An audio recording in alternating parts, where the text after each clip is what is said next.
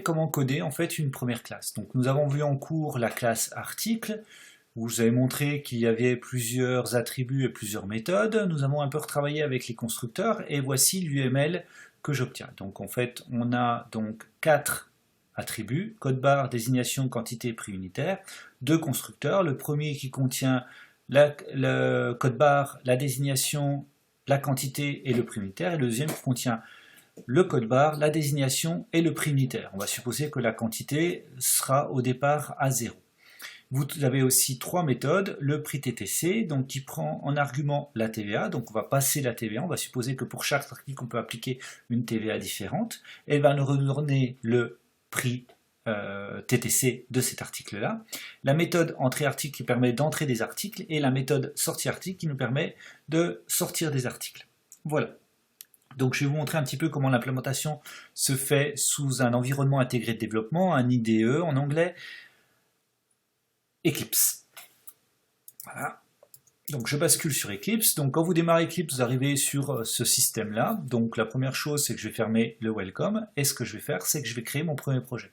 Alors au départ, il vous demande de sélectionner un workspace. Vous prendrez soin de créer un workspace sur votre U pour avoir l'ensemble des données qui soient disponibles sur n'importe quel ordinateur. Ensuite, vous cliquez simplement droit, vous faites New, Project. Quand vous avez Project, vous sélectionnez un Java Project et vous faites tout simplement Next. On va lui donner un nom, donc on va on va l'appeler Stock comme projet.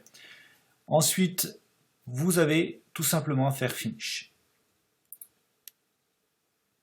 Alors il vous demande effectivement si vous voulez ouvrir les perspectives. Pour le moment, dans l'état actuel, vous pouvez faire Yes. Je vous expliquerai en TP comment on peut l'utiliser.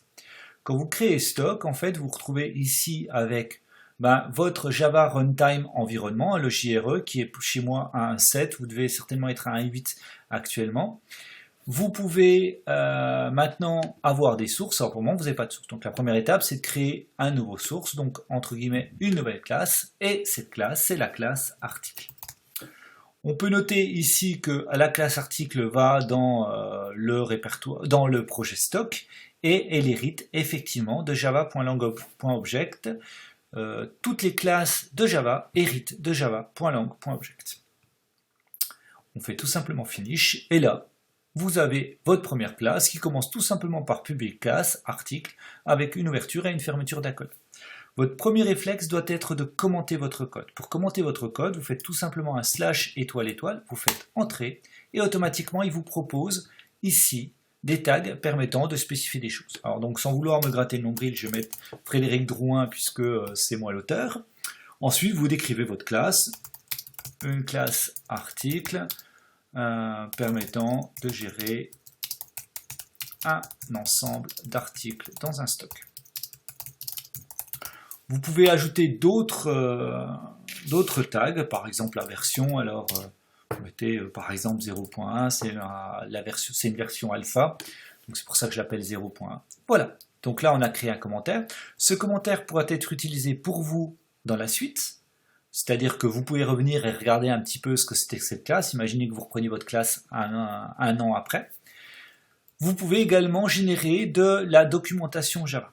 Ensuite, on commence par les attributs. Donc les attributs, comme on l'a vu tout à l'heure, excusez-moi, ici, donc on a un code barre qui est un attribut privé, qui est une chaîne de caractères, donc une string. Donc là, rien de bien compliqué.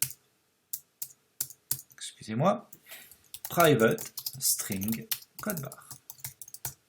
Voilà, j'ai défini mon premier attribut qui est privé, qui contient une chaîne de caractères. Vous remarquez qu'il a tout de suite une première erreur parce qu'il vous dit en fait, vous avez créé un attribut code barre privé qui n'est accessible par personne et vous ne l'utilisez pas.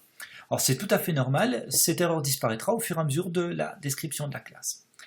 Comme je vous disais précédemment, un petit commentaire. Alors les commentaires vont vous paraître pas très utiles puisqu'ils vont reprendre exactement le terme de votre nom d'attribut, mais bon, il faut toujours quand même commenter les choses. Code barre. Ensuite, vous avez la désignation, donc le nom de l'article. Alors pareil, j'ai commencé ici par le commentaire. On verra qu'il est souvent plus utile d'écrire le code et après d'ajouter le commentaire. Je vous montrerai pourquoi tout à l'heure.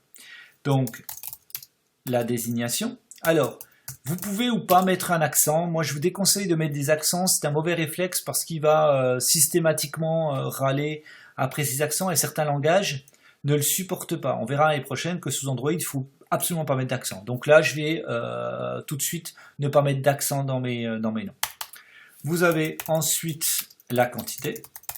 De même, pas d'accent. Alors pareil, hop là, le petit commentaire. Quantité d'articles en stock. Alors, il faudrait mieux écrire ces commentaires en anglais. Aujourd'hui, on va déjà travailler un petit peu sur la programmation, on va me passer sur l'anglophone. Et le dernier, c'est le prix unitaire, donc un double, qui est effectivement la notion de réel. Alors, vous avez aussi float que vous pouvez utiliser.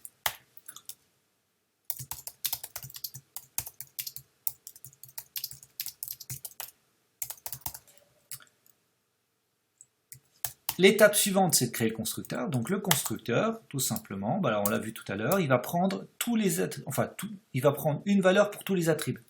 Donc là, on le définit en public, hein, comme c'est spécifié dans l'UML, public, article, et ensuite on définit ce que je veux faire. Donc string cb, string d, int q et double prix u.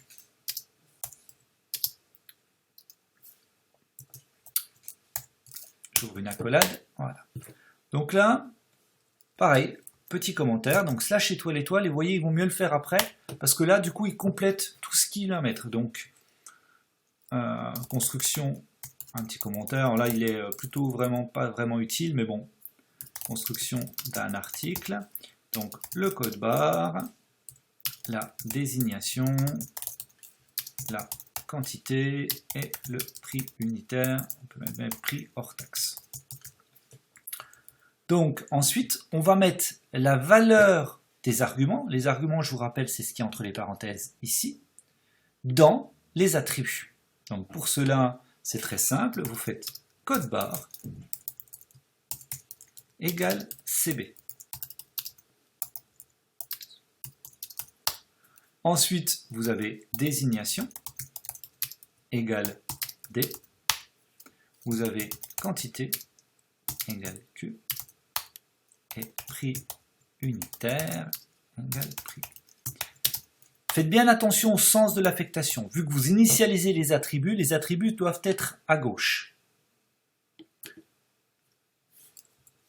Ensuite, je vous ai demandé un deuxième constructeur, donc on recommence, sauf que là, on va dire, on va pas spécifier la quantité.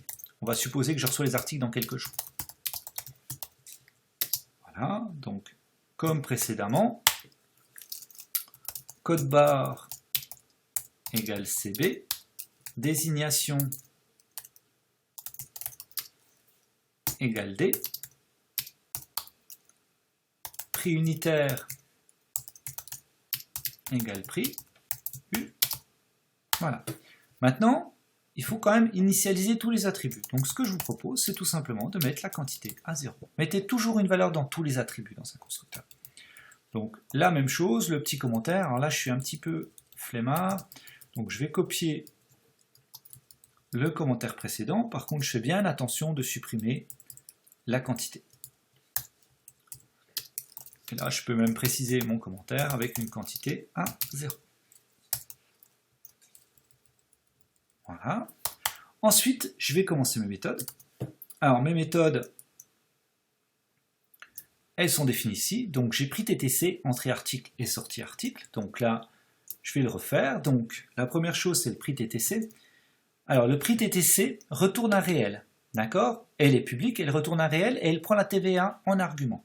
Donc, comment on écrit ça? Eh bien, on va commencer par le type de retour. Alors, déjà, un public, puis le type de retour, le nom de la méthode,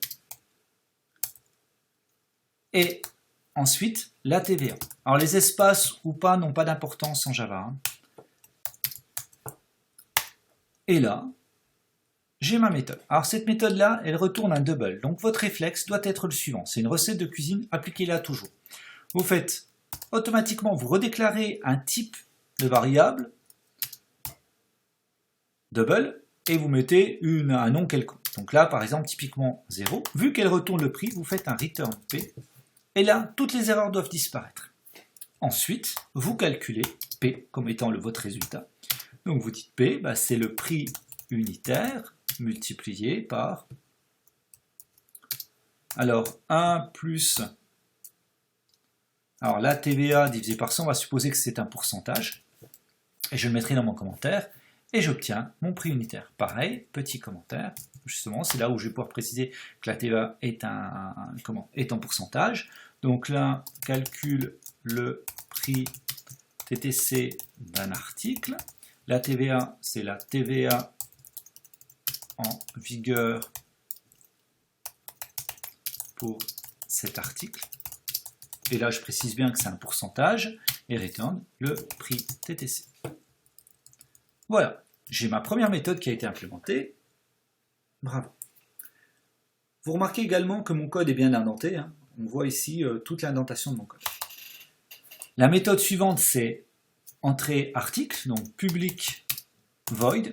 Je vous rappelle, hein, elle ne retourne rien, cette méthode-là, hein, elle ne retourne pas de résultat. On entre un article et on sort des articles, donc il n'y a pas besoin. Public void, et là c'est entrée article. Donc on spécifie ici la quantité que je veux ajouter. Et là je fais tout simplement quantité égale quantité plus Q.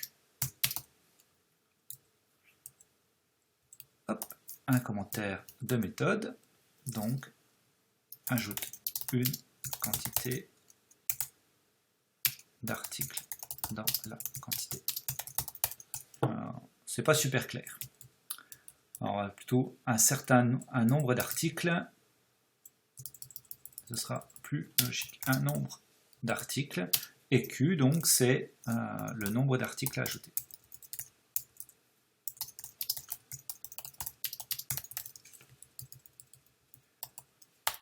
Hop. Quelques espaces. Voilà, je recommence maintenant pour sortie article, public void sortie article int Q. Voilà, hop là, et là je fais quantité égale quantité moins Q.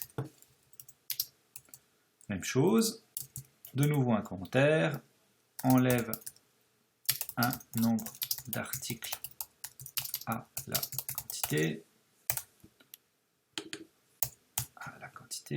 voilà, et le Q c'est le nombre d'articles à enlever.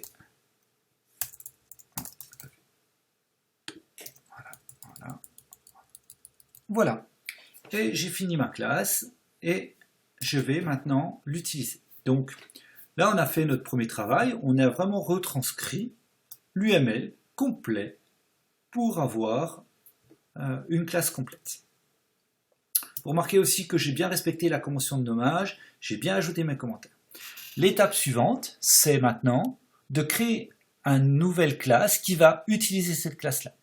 Alors il faut savoir qu'en Java, pour avoir un projet qui fonctionne, il faut avoir une méthode qui s'appelle public static void main que vous voyez ici.